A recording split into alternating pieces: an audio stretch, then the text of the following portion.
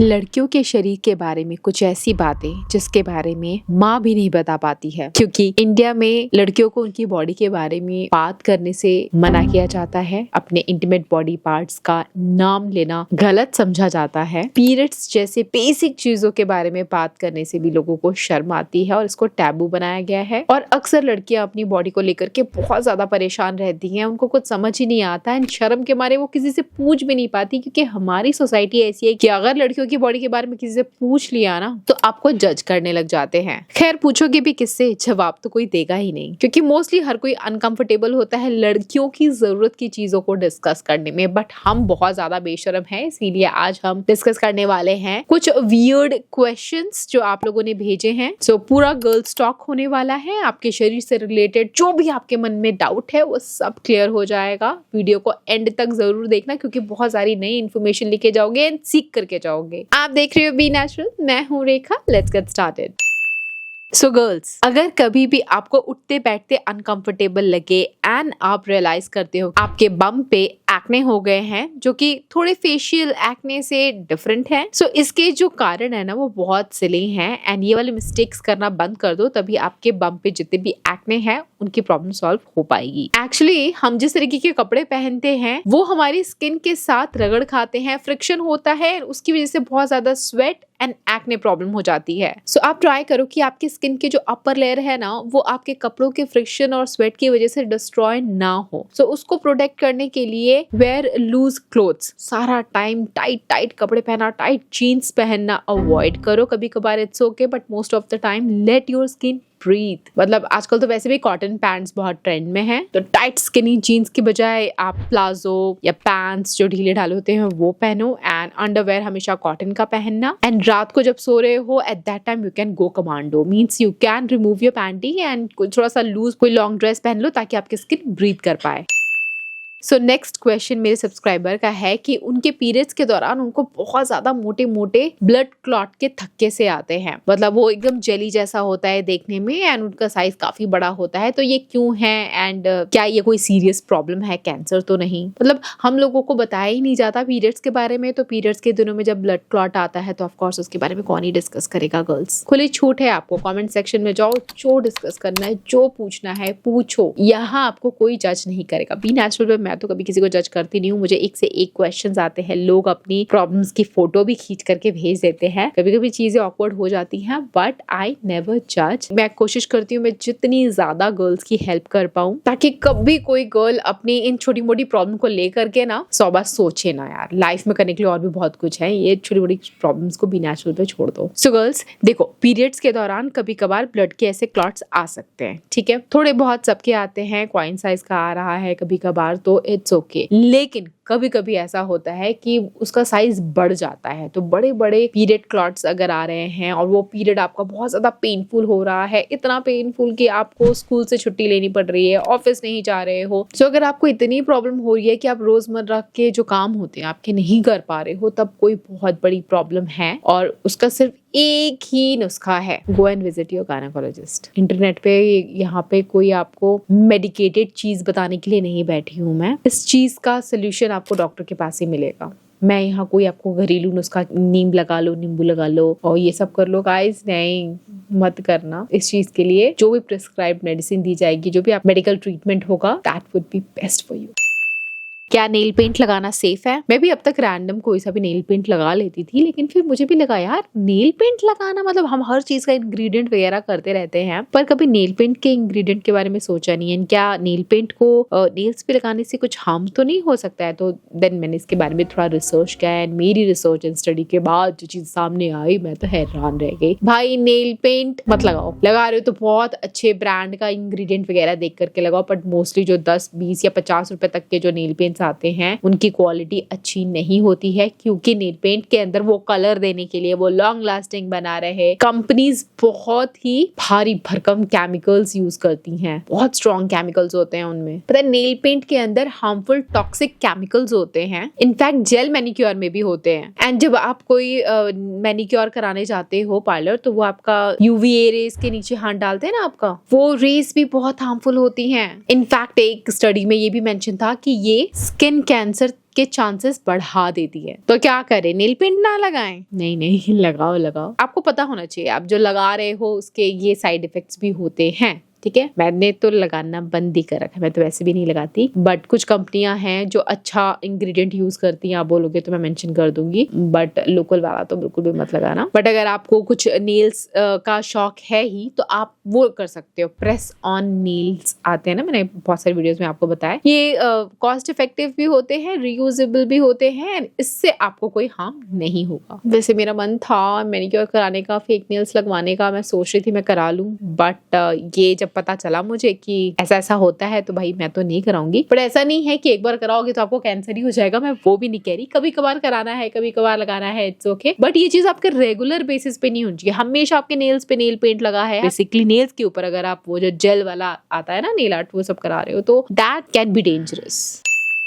बहुत सारी लड़कियां ना एक्ने पिंपल से बहुत ज्यादा परेशान रहती हैं, बट मैं लगभग 8 साल से वीडियोस बना रही हूँ एंड मेरे फेस पे पिंपल आपको हार्डली 4 या 5 बार देखने को मिला होगा इन 8 सालों में। अब एक दिन में बहुत सारी वीडियोस बना लेती हूँ तो आपको हो सकता है कि वीडियोस 10 में आपको देखने को मिल गया हो, वो बात अलग है, बट मैं बता रही हूँ मेरे को पिछले 8 साल में बहुत ही कम एक्ने हुआ है। इसके 2 रीजंस हैं। पहला, मैं हाइजीन का थोड़ा ध्यान रखती हूँ, फेशियल हाइजीन का, ठीक है। वही गंदा मोबाइल इधर उधर रखे और वही ऐसे कान पे लगा के यूज किया, मैं ऐसे नहीं करती हूँ, उसको क्लीन करती हूँ टाइम टू टाइम, क्योंकि उससे भी एक्ने हो जाता है। दूसरा, अगर आप डाइट प्रॉपर नहीं लेते हो तो उससे भी आपको बहुत ज्यादा एक्ने की प्रॉब्लम रहती है। तो मैंने तो भाई सालों से जंक फूड, प्रोसेस्ड फूड वगैरह, तला हुआ खाना बंद कर दिया है, तो उससे मेरे को एक्ने नहीं होते हैं। बाकी अगर आपको बार बार एक्ने किसी एक जगह हो रहा है ना, तो आपको पता होना चाहिए कि वो क्यों हो रहा है, क्योंकि एक बार आपको पता चल गया है कि रीजन क्या है एक्ने होने का, तो रूट कॉज पता कर लिया तो फिर आप अपना इलाज खुद ही कर लोगे। जैसे अगर आपके फोरहेड पे बहुत ज्यादा एक्ने होता है तो मतलब आपका डाइजेशन प्रॉपर नहीं है, आपके एक्ने आपको आकर के बता रहे हैं बहन आपका डाइजेशन पूरा प्रॉपर नहीं है, सो उसको फिक्स करो, नहीं तो हम तो आते रहेंगे आपको दर्शन देने। ऑल दो स्ट्रेस एंड इरेगुलर स्लीप की वजह से भी फोरहेड के ऊपर एक्ने होते हैं। और अगर आपको बहुत ज्यादा डैंड्रफ है या आपकी हेयर कंडीशन सही नहीं है, तो डैंड्रफ या ऑयल आपने कुछ लगा रखा है, तो वो आपका हेयर केयर प्रोडक्ट अगर किसी भी तरीके से फोरहेड पे आके बैठ जाता है, चिपक जाता है, तो उससे भी एक्ने होते हैं। आईब्रो वाले एरिया पे अगर आपको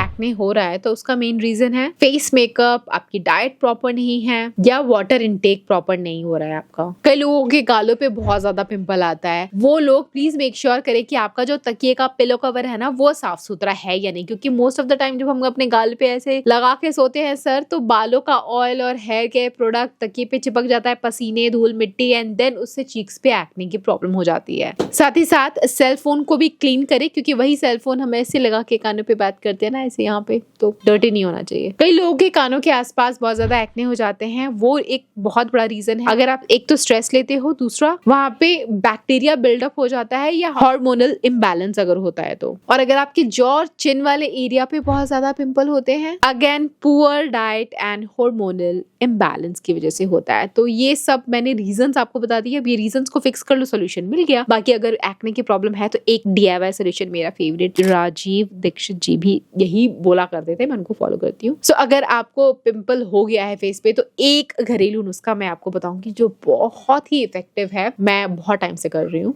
ठीक है, मैंने कई बार शेयर किया है। जिन लड़कियों ने ये हैक किया कमेंट करके बताओ आपको हेल्प मिली या नहीं मिली। सो बेसिकली आपको क्या करना है, सुबह उठ करके मिरर में देखो कहीं भी पिंपल आया है तो पानी नहीं पीना, ब्रश नहीं करना, सिंपल अपने माउथ का सलाइवा लो और उसको पिंपल वाली जगह पे लगा दो। 1-2 दिन ऐसा करोगे, तीसरे दिन पिंपल एकदम गायब। एंड रेगुलर करोगे तो पिंपल के जो दाग निशान रह जाते हैं ना वो भी चले जाते हैं। क्यों? क्योंकि हमारे सलाइवा में बहुत सारे ऐसे एंजाइम्स हैं जो हमारी स्किन को रिपेयर ठीक करते हैं एंड डार्कनेस दूर करते हैं। सो बहुत ही इफेक्टिव है, सदियों से इस चीज को लोग फॉलो कर रहे हैं, मैं अकेले नहीं हूँ, मेरी मम्मी भी करती है, बहुत सारे लोग करते हैं, तो you can also do that. बहुत से लोग कहते हैं पीरियड्स के अंदर बाल नहीं धोने चाहिए, और इस वजह से कई लड़कियां पीरियड्स के दिन बाल नहीं धोती हैं या पीरियड्स के टाइम नहाती नहीं हैं। एंड लिटरली मैं जानती थी जब मैं स्कूल में थी, मेरी एक फ्रेंड ऐसी आ जाती थी पीरियड्स के दिनों में बिना क्लीन हुए। मैं उससे पूछती थी तुम्हें अजीब सा नहीं लगता? कहते नहीं हमारे में तो नहीं नहाना होता है, पीरियड्स में नहीं नहाते, पीरियड्स में बाल भी नहीं धोते। नहाओ यार, रोज नहाओ, पीरियड्स हो ना हो, it will make you feel better. Hygienic रहोगे, साफ सुथरे रहोगे तो आपको बॉडी में एनर्जी भी बनी रहती है यार। और आपको पता है पीरियड्स के दौरान ना जो हमारी बॉडी से ब्लड निकल रहा है ना वो नॉर्मल बाकी के ब्लड जैसा ही है। आपके हाथ पे कट पड़ेगा तो जो ब्लड निकल रहा है ना सेम ब्लड पीरियड के थ्रू भी निकलता है। It's not different. वो इम्प्योर, वो गंदा खून नहीं है। खून तो खून है। खून कोई भेदभाव नहीं करता कि ये अच्छा है ये बुरा है। नो ये हमारा हिस्टोरिकल या कल्चरल बिलीफ है जो हमें ये फील कराता है कि हमारे पीरियड का ब्लड गंदा है, गंदा खून है। कोई साइंटिफिक तथ्य नहीं है इसके पीछे। अच्छा हाइजीन मेंटेन करोगे तो फ्रेश फील करोगे, हाइजीनिक रहोगे एंड इन्फेक्शन से दूर बचे रहोगे। बाकी आपको क्या लगता है आपका पीरियड का ब्लड गंदा है क्या? आपको भी यही सिखाया गया है? क्योंकि हाँ मेरे बचपन में भी मेरे आसपास वाले लोग इसको गंदा ही ट्रीट करते थे तो आई वॉज इन डाउट कि क्यों गंदा है, कैसे गंदा है, क्या ये बीमारी है, तो इसका इलाज क्यों नहीं है? ऐसे बहुत सारे सवाल मेरे मन में हुआ करते थे। काश उस टाइम पे बी नेचुरल जैसा कोई चैनल होता, मेरे सारे डाउट्स बचपन में ही क्लियर हो जाते। बट कोई नहीं, देर आए दुरुस्त आए। इतने सारे मेरे को बचपन में डाउट्स हुए तो अब मैं सोल्यूशन दे पा रही हूँ and I feel good to help you all. बाकी वीडियो अगर इन्फॉर्मेटिव लग रही होती है ना आपको so you can also help me. फटाफट से लाइक सब्सक्राइब शेयर कर दो ताकि इस तरह की और इन्फॉर्मेटिव वीडियोस मैं आप लोगों के लिए लेके आती रहूँ। यार अंडरवेयर अच्छे से वॉश नहीं करते ना इसीलिए अंडरवेयर बीच से ऐसे फेडेड एंड बीच सा हो जाता है। कितना गंदा है। तुम लोग हाइजीन मेंटेन नहीं करते हो क्या? ऐसी फालतू बकवास कोई आपसे करे ना कि आपने अपना अंडरवेयर अच्छे से नहीं धोया इसीलिए वो गंदा है तो उनको ये वीडियो दिखा देना। लड़कियों का जो अंडरवेयर होता है ना तो जो आपका बीच वाला अंडरवेयर का बीच वाला जो एरिया है वो इस कलर का ब्लीच का दिखता है। वो इसलिए क्योंकि हमारी वजाना का नेचर एसिडिक है। ठीक है, हमारी वजाना जो फ्लूइड्स निकालती है वो एसिडिक होता है एंड एसिडिक रिएक्ट करता है फैब्रिक से एंड उसका कलर चेंज हो जाता है। आप कितना भी रगड़ रगड़ के धो वो कलर चेंज हो गया तो हो गया, उसको आप ठीक नहीं कर सकते और इसमें आपकी कोई गलती भी नहीं है। It's normal and it's natural, like be natural. So vaginal discharge जो होता है वो नेचुरली एसिडिक होता है जो आपके अंडरवेयर को बीच से थोड़ा सा ब्लीच कर देता है। स्पेशली अगर आपका डार्क कलर की अंडरवेयर है या सिंथेटिक फैब्रिक में है तो वो ज्यादा ब्लीच हुआ दिखता है।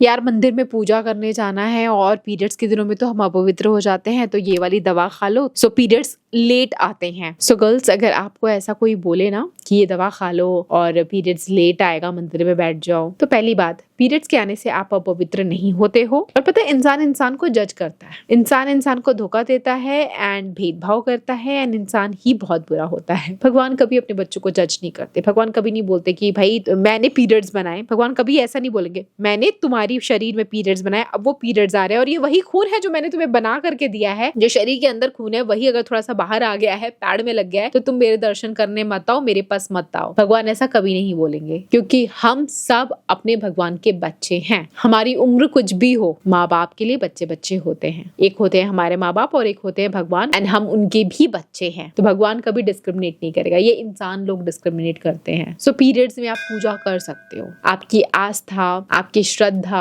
ये पूरी होनी चाहिए। मन से भगवान की पूजा आप कहीं भी कर सकते हो। आपको स्पेशली मंदिर में ही जाकर के पूजा नहीं करनी, आप घर में बैठ करके भी कर सकते हो। That's what I believe. बाकी अगर कभी मंदिर भी जाओ तो आई एम श्योर भगवान कभी आपको नहीं बोलेंगे कि ओह दूर हटो, मैंने वो पीरियड बनाया है, हमारे शरीर का खून है और मेरे पास मत आओ। ये जो लोग जितने लोग हैं ना पीरियड्स के नाम पे, मैं ये धर्म और चीजों के बारे में ज्यादा कुछ बोलना नहीं चाहती हूँ, मैं इन सब चीजों से दूर ही रहती हूँ। बट पीरियड्स में लड़कियां अपवित्र नहीं होती हैं फॉर श्योर। प्लीज गर्ल्स अपने आप को कभी भी अपवित्र मत मानना। अपवित्र वो है जो लड़कियों के लिए ऐसी सोच रखते हैं। ठीक है, लड़कियां देवी का रूप है, लक्ष्मी है, सरस्वती है, दुर्गा माँ है, उनके लिए कभी कुछ बुरा मत ही बोलो। खैर मैं बोलूंगी तो मैं बहुत ज्यादा लंबा बोलूंगी, मेरा मन तो करता है बोलूं बट मैं इन सब चीजों से बच के रहना चाहती हूँ। But I just want to say दवाई वाई खा करके मंदिर में बैठने की जरूरत नहीं है। और फिर भी अगर आपको खाना ही है तो आप गायनेकोलॉजिस्ट से पूछ करके खाना, खुद से कोई भी ऐसी वैसी दवाई मत खा लेना भाई, आगे चल के बहुत प्रॉब्लम हो जाएगी।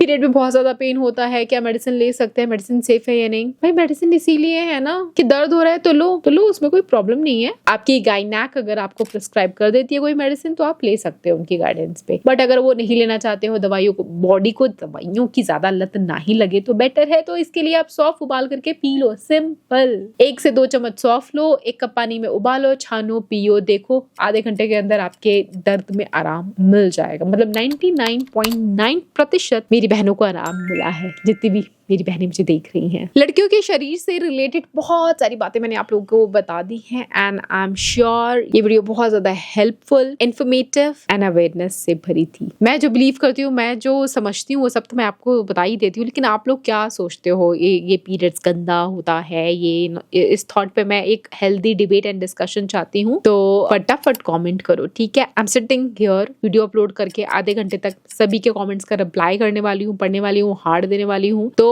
B natural gang, come on, do comment. Thanks for watching. इस वीडियो को शेयर कर दो हर उस लड़की के साथ जो पीरियड्स में अपने आप को अछूत मानती है या अपने शरीर से रिलेटेड कोई उनको डाउट है। मैं आपसे फिर मिलूंगी, तब तक के लिए। अगर आपको हॉरर क्राइम पॉडकास्ट देखना सुनना अच्छा लगता है मेरी तरह, मैं इस जॉनर को एक्सप्लोर कर रही हूँ और बहुत सारी नई डिस्कवरीज देख रही हूँ, so come and join me on my second channel which is Rekha Sharma. बहुत सारे पॉडकास्ट मैं डाल चुकी हूँ, तो डू वॉच। Bye guys.